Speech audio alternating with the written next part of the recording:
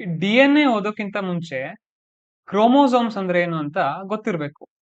ಈ ಕ್ರೋಮೋಸೋಮ್ ನ ಈ ವಿಡಿಯೋದಲ್ಲಿ ಸ್ಟಡಿ ಮಾಡೋಣ. Welcome back to redial sustain.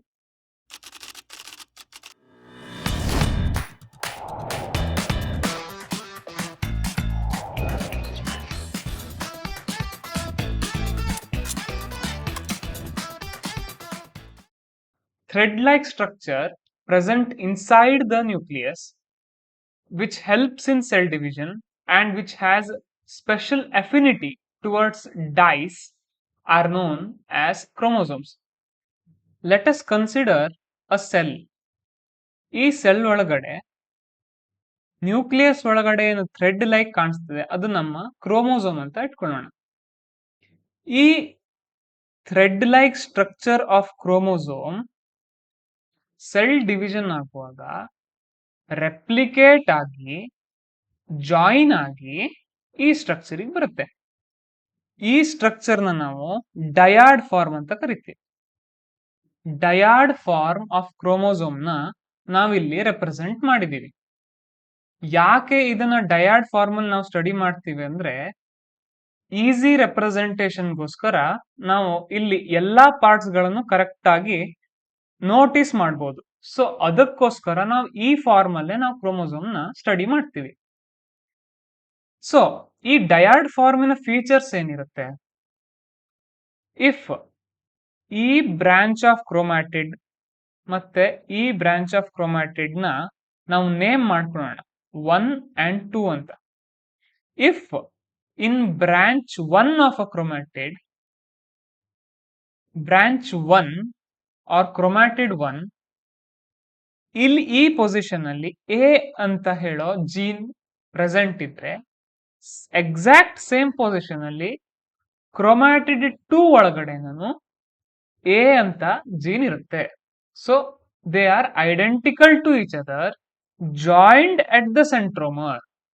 Okay, so these are called sister chromatids because they are identical to each other. Pellicle andre outer covering of this whole chromosome is known as pellicle. Fusion positive material known as chromatin, this carries the DNA.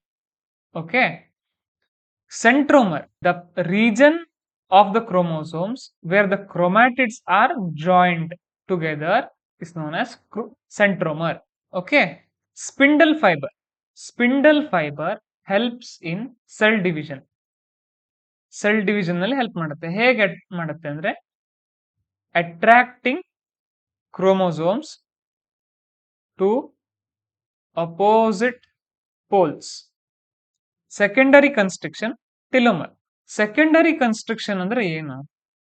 ಸೆಂಟ್ರೋಮರ್ ಇರೋ region ಅನ್ನ ನಾವು primary construction ಅಂತ ಕರಿತೀವಿ.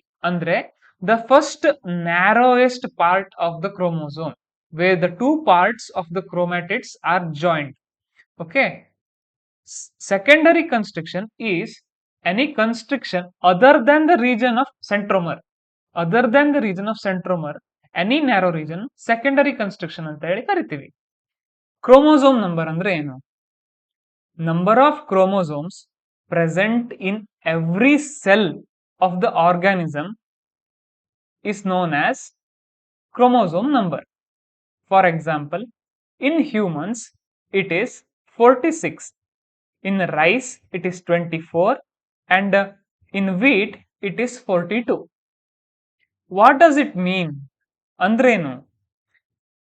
ಆರ್ಗ್ಯಾನಿಸಮಿನ ಪ್ರತಿ cell ಒಳಗಡೆ ಎಷ್ಟು chromosome ನಾವು find ಮಾಡಬಹುದು ಅದಕ್ಕೆ ನಾವು ಕ್ರೋಮೋಸೋಮ್ ನಂಬರ್ ಅಂತ ಹೇಳಿ ಕರಿತೀವಿ. ಈ 46 ಅಂತ ಹೇಳೋ ನಂಬರ್ ಎಲ್ಲಿಂದ ಬರುತ್ತೆ? ಈಚ್ ಅಂಡ್ ಎವ್ರಿ ಸೆಲ್ ಅಲ್ಲಿ ನಮ್ಗೆ 1 pair of chromosomes female parent ಇಂದ ಬರುತ್ತೆ, another pair of chromosomes male parent ಇಂದ ಬರುತ್ತೆ. ಸೊ ಫಿಮೇಲ್ ಗ್ಯಾಮೆಟ್ ಅಲ್ಲಿ 23 ಕ್ರೋಮೋಸೋಮ್ಸ್ ಇರುತ್ತೆ, ಮೇಲ್ ಗ್ಯಾಮೆಟ್ ಅಲ್ಲಿ 23 ಕ್ರೋಮೋಸೋಮ್ಸ್ ಇರುತ್ತೆ. ಸೊ ಫಿಮೇಲ್ ಗ್ಯಾಮೆಟ್ ಇಂದ 23 ಕ್ರೋಮೋಸೋಮ್ಸ್ ಬರುತ್ತೆ, ಮೇಲ್ ಗ್ಯಾಮೆಟ್ ಇಂದ 23 ಕ್ರೋಮೋಸೋಮ್ಸ್ ಬರುತ್ತೆ. ಟೋಟಲ್ 46 ಕ್ರೋಮೋಸೋಮ್ಸ್ ಆಗುತ್ತೆ. That is 23 pairs of chromosome. Out of this, in each parent, ಪ್ರತಿ ಪೇರೆಂಟ್ ಒಳಗಡೆ 22 non-sexual chromosomes ಅಂದ್ರೆ autosomal, 1 sex chromosome ಇರುತ್ತೆ. In humans X or Y. Okay, ಇದಿಷ್ಟು ಕಾನ್ಸೆಪ್ಟ್ ನಮಗೆ ಕ್ಲಿಯರ್ ಆಗಿದೆ. Next, chromatin, Feulgen positive material from which chromosome are composed. Okay, Feulgen positive material ಅಂದ್ರೆ ಏನು? ಫ್ಯೂಲ್ಜನ್ positive material ಅಂದ್ರೆ ಫ್ಯೂಲ್ಜನ್ ಟೆಸ್ಟ್ ಮಾಡಿದಾಗ ಈ ಮಟೀರಿಯಲ್ ಮೆಜೆಂಟಾ ಕಲರ್ ಅಲ್ಲಿ ತೋರಿಸ್ಕೊಳುತ್ತೆ. ಅದಕ್ಕೆ ನಾವು ಫ್ಯೂಲ್ಜನ್ ಪಾಸಿಟಿವ್ ಟೆಸ್ಟ್ ಅಂತ ಹೇಳಿ ಕರಿತೀವಿ. It is a test to identify the DNA.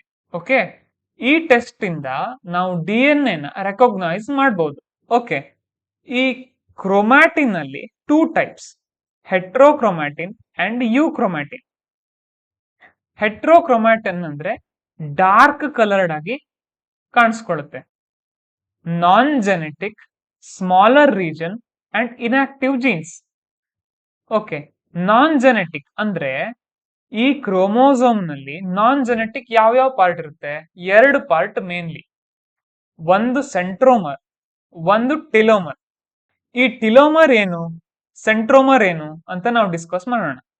ಸೆಂಟ್ರೋಮರ್ ಅಂದ್ರೆ the part in at which the chromatids are joint together. Okay, telomere ಅಂದ್ರೆ these are non-genetic part of chromosomes which are very stable in structure and it goes on to daughter cell without any modification. Andre generation to generation this part of chromosome travels from parents to daughter cells without modification. Telomere anta helo part generation ಇಂದ ಜನರೇಷನ್ಗೆ ಅಂದ್ರೆ parent cell ಇಂದ daughter cells ಗಳಿಗೆ without modification, ಏನು ಬದಲಾವಣೆಗಳು ಆಗದೆ pass down ಆಗುತ್ತೆ. ಅದಕ್ಕೆ ನಾವು ಟೆಲೋಮರ್ಸ್ ಅಂತ ಹೇಳ್ತೀವಿ. ಓಕೆ, ಯುಕ್ರೋಮ್ಯಾಟಿನ್ ಅಂದ್ರೆ ಏನು?